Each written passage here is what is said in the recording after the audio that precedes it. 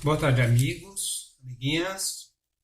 Vamos pedir a permissão e a proteção da corrente da fraternidade que dirige os trabalhos da nossa casa, os bons espíritos aqui presentes que estejam conosco nesse momento, nos intuindo e nos ajudando a entender, a aproveitar essa lição de hoje. Que assim seja. Dando continuidade ao nosso estudo do Livro dos Médiuns, estamos hoje no capítulo 24. O meu aqui é na página 171. O capítulo 24, ele fala da identidade dos espíritos, né? E nós vamos fazer aqui no início, o comecinho do capítulo, é a prova, ou as provas possíveis, né, de identidade dos espíritos. Então, estamos no item 255. O item 255. A questão da identidade dos espíritos é uma das mais controvertidas, mesmo entre os adeptos do espiritismo. Por quê? Os espíritos, de fato, não trazem nenhum documento de identificação. E sabe-se com que facilidade alguns deles usam nomes emprestados. Esta é, portanto, depois da obsessão, né, uma das maiores dificuldades da prática espírita. Mas, em muitos casos, a questão da identidade absoluta é secundária e desprovida de importância real. Então, a identidade dos espíritos é difícil de se conseguir. Ou mesmo, né, que se tenha algo que você possa dizer é fulano ou é ciclano, ou se ele se apresentar com um determinado nome, não quer dizer que seja ele mesmo, né? Então é um pouco difícil, né? Como diz aqui, é cheio de controvérsias, porque o espírito ele pode se apresentar com o nome que ele quiser. Ele pode imitar a voz, né, o jeito, os pensamentos, né? Ele pode falar de maneira a agradar quem está ouvindo, mas não ser quem ele está dizendo que é. Continuando aqui no nosso texto, né?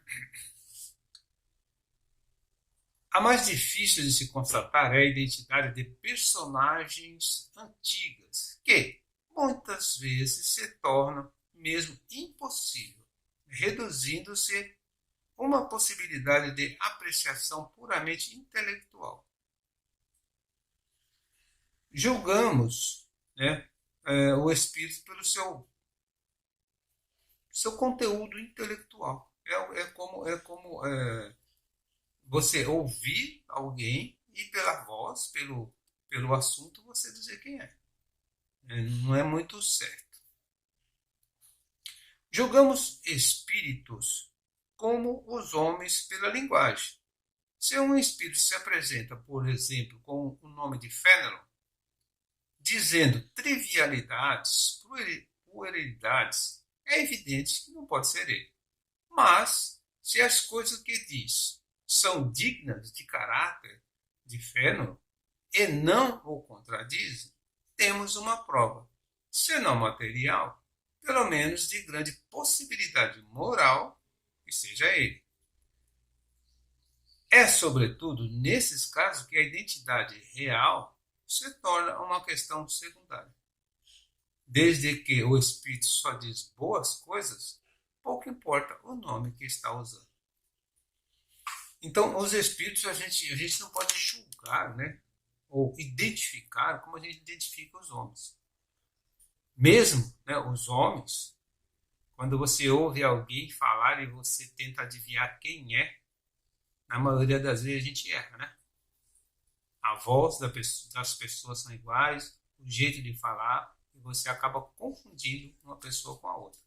Imagina os espíritos, né? Então, como ele diz aqui no texto, se o que ele diz é bom, né, é importante, pouco importa o nome dele.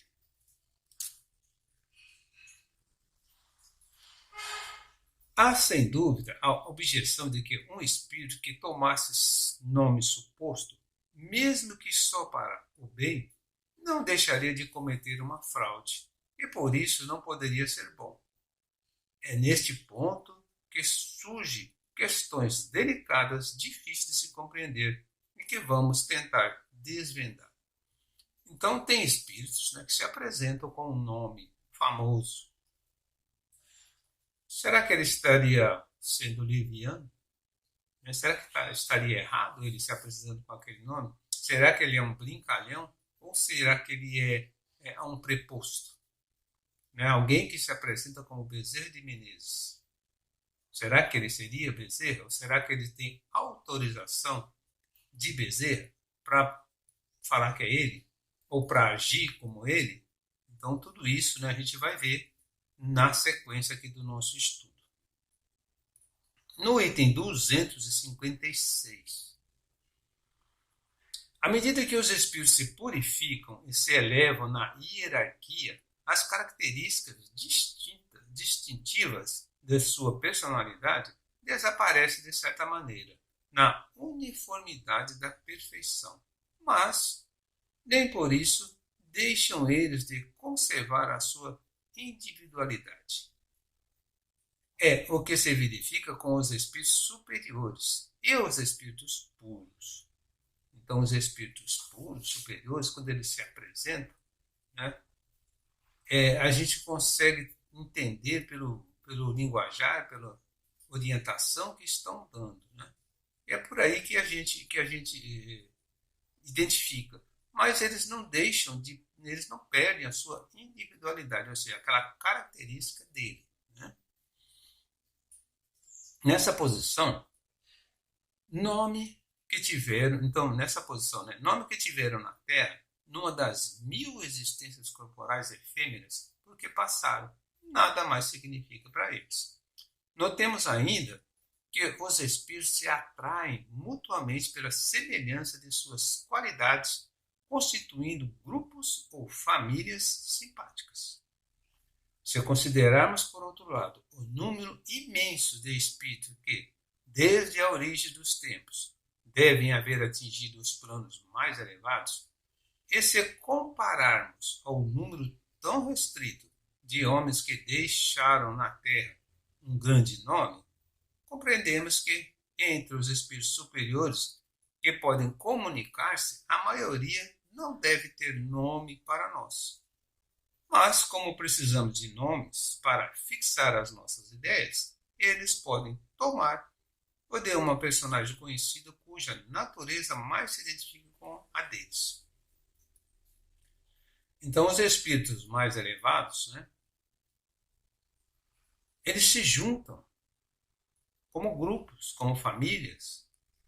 Todos pensam, mas é igual agora que a gente atrai, né, aqueles espíritos que são simpáticos a nós, os espíritos que vêm na nossa vibração. Né? Então, os espíritos superiores, os desencarnados, eles também se unem de acordo com a vibração, de acordo com o conhecimento deles, de acordo com a elevação deles. Né? Então, isso faz com que, né, eles possam falar a mesma língua ou o mesmo assunto, e o nome não importa. Tiveram tantas reencarnações, pode usar um dos nomes que eles tiveram durante uma das reencarnações que tiveram. Pode ser importante, pode ser não, pode não ser. Né? Então, é assim que os nossos anjos guardiões se fazem conhecer, na maioria das vezes, pelo nome de um santo que veneramos, escolhendo geralmente o do santo de nossa preferência.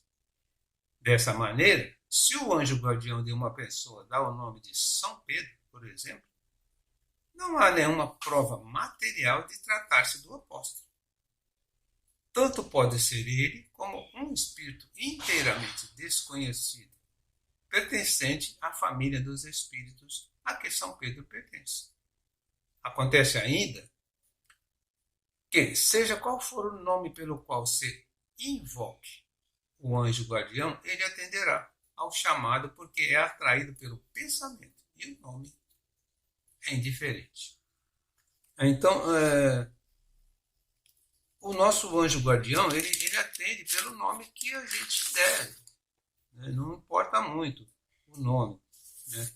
E ele também, se ele disser que é fulano ou ciclano, não quer dizer exatamente que seja aquele, né? Aqui tem uma nota número 1, né? A nota número 1 do nosso tradutor, ele diz que a melhor maneira, né? A nota é grande, eu não vou ler toda, mas ele diz que a melhor maneira é a gente seguir essas orientações de Kardec aqui, da maneira como Kardec estudou para se identificar os espíritos. O mesmo se verifica todas as vezes que um espírito superior se comunica usando o nome de um personagem conhecido. Nada prova que seja precisamente o espírito desse personagem. Mas, se ele nada diz no seu ditado espontâneo que desminta a elevação espiritual do nome ditado, citado, existe a presunção de que seja ele. Em todos esses casos, se pode dizer que, se não é ele, deve ser um espírito do mesmo grau, ou talvez um seu enviado. Como eu disse antes, né, pode ser um preposto, né, alguém com autorização para usar o nome daquele espírito. Em resumo, a questão do nome é secundária, podendo ser considerado o nome como simples indício do lugar que o espírito ocupa na escala espírita. Uma escala espírita, ele cita aqui, né, a pergunta número 100 do Livro dos Espíritos. Na pergunta número 100 do Livro dos Espíritos, Kardec classifica os espíritos de acordo com o seu grau de elevação.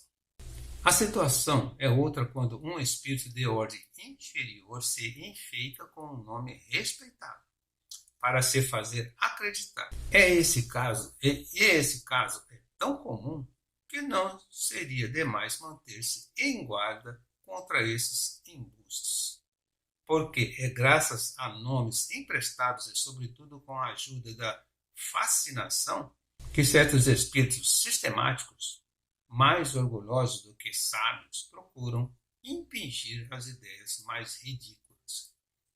Então a gente já viu fascinação, né? O espírito se apresenta com um nome famoso para impor as ideias deles, né?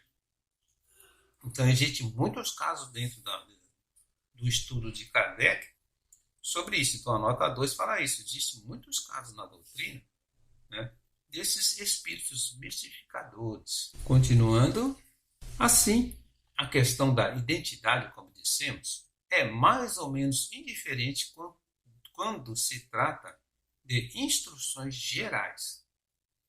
Desde que os espíritos mais elevados podem substituir-se mutuamente, sem que isso acarrete consequências.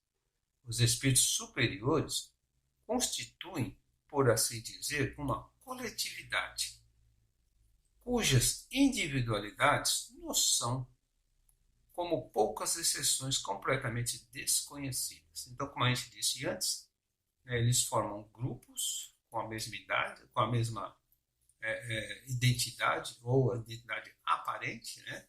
Com as mesmas ideias, com o mesmo grau de elevação. Então pode se apresentar um com o nome do outro, que para a gente não faz muita diferença, né? Quando o ensino, quando a instrução que estão nos trazendo. Então, continuando, né? O que nos interessa não são as pessoas, mas o ensino.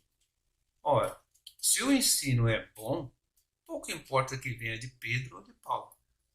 Devemos julgá-lo pela qualidade e não pelo nome. Se um vinho é mau, não é a etiqueta que o faz melhor, mas já é diferente nas comunicações íntimas, porque então o indivíduo ou sua pessoa, mesmo que nos interessa, é pois com razão que nessas circunstâncias se procura assegurar de que o espírito manifestante é realmente o que se deseja. Então ele está dizendo aqui no caso da comunicação íntima, né, no caso de ser invocado um parente. Então aí o parente que estiver ali assistindo a comunicação, né, ele tem que procurar se certificar que aquele espírito que está se apresentando é realmente, né, aquele que ele queria evocar, é aquele parente que desencarnou, que ele queria receber a comunicação. No item 257. A identidade é muito mais fácil de constatar quando se trata de espíritos contemporâneos, cujos hábitos e caráteres são conhecidos. Porque são precisamente esses hábitos de que ainda não tiveram tempo de se livrar que nos permite reconhecê-los. E digamos logo que são eles um dos sinais mais certos de identidade. Então, a identificação, né, é conforme o personagem. Se ele se apresenta como fulano de tal, um personagem conhecido, através de algumas características desse personagem, a gente vai ter um pouco de certeza que é ele, né? Isso está dizendo lá na nota 3, tá? O espírito pode, sem dúvida, dar suas provas através das perguntas que ele faz, mas isso quando lhe convém. Em geral, o pedido nesse sentido magoa, pelo que devemos evitar fazê-lo, deixando o corpo não se despoje das suas suscetibilidades. Toda pergunta para pô-lo à prova o aborrece. Então, se não tem muito interesse em saber se realmente é ou não é, não se deve perguntar. Desde que a mensagem que está sendo recebida é boa, não importa, como já dissemos aqui, o nome. Né? Agora, se é um ente querido que está sendo invocado, aí então tem sim que procurar saber se realmente é aquela pessoa. É como acontecia nas psicografias de Chico. Normalmente o espírito comunicante dava detalhes que só a família sabia, né? Coisas particulares da família. Então aí era provado que era aquele espírito mesmo. Ficava provado, né, que era aquele espírito mesmo. Continuando. A pergunta que ninguém lhe faria em vida, com medo de faltar às conveniências, por que tratá-lo com menos consideração? Por que tratá-lo com menos consideração após a morte? Se um homem se apresenta num salão, declinando o seu nome, irão lhe pedir, né, documentos a queima-roupa, sob o pretexto de que há impostores? Esse homem teria o direito de lembrar ao interrogante as regras de civilidade. É o que fazem os espíritos que nos respondem ou que se retiram. Então, dependendo de como é feita a pergunta, o espírito não responde ou ele apenas se retira, né, da comunicação, ele se afasta. Tomemos um exemplo para comparação. Suponhamos que o astrônomo Arago, quando vivo, se apresentasse numa casa que não conheciam e fosse recebido assim. Dizeis que sois Arago, mas como não vos conhecemos, desejamos que o proveis respondendo às nossas perguntas. Resolvei estes problemas de astronomia. Dai-nos o vosso nome, pronome e os de vossos filhos. Dizei o que fazei em tal dia e em tal hora. Então, esse tipo de pergunta, né, poderia ser feito entre nós encarnados, quando alguém se apresenta dizendo que é fulano de tal, e você não conhece realmente a pessoa. Então, você pode interrogar, que ele não vai achar ruim, se for realmente aquela pessoa. No caso do espírito, também, né, ele não vai achar ruim. Agora, quando não tem necessidade de prova da identidade, então não se deve fazer a pergunta. Aceita-se de acordo com o tipo de mensagem que está sendo recebida. Então, só para completar aqui, o que ele responderia? Pois bem, como o espírito fará o que faria quando vivo, e os outros espíritos farão o mesmo. Então, normalmente, né, o espírito ele não aceita que seja interrogado. Se é um espírito bom, identificamos pela mensagem. Se é um espírito familiar, identificamos por algum detalhe que ele diga, que ele passe, que só a família conhece. Fora disso, não tem necessidade, o nome é secundário, a gente não tem necessidade de saber o nome do espírito. Encerramos aqui a nossa aula de hoje, né? Na semana que vem, a gente vai para o item 258. E Jesus abençoe a todos.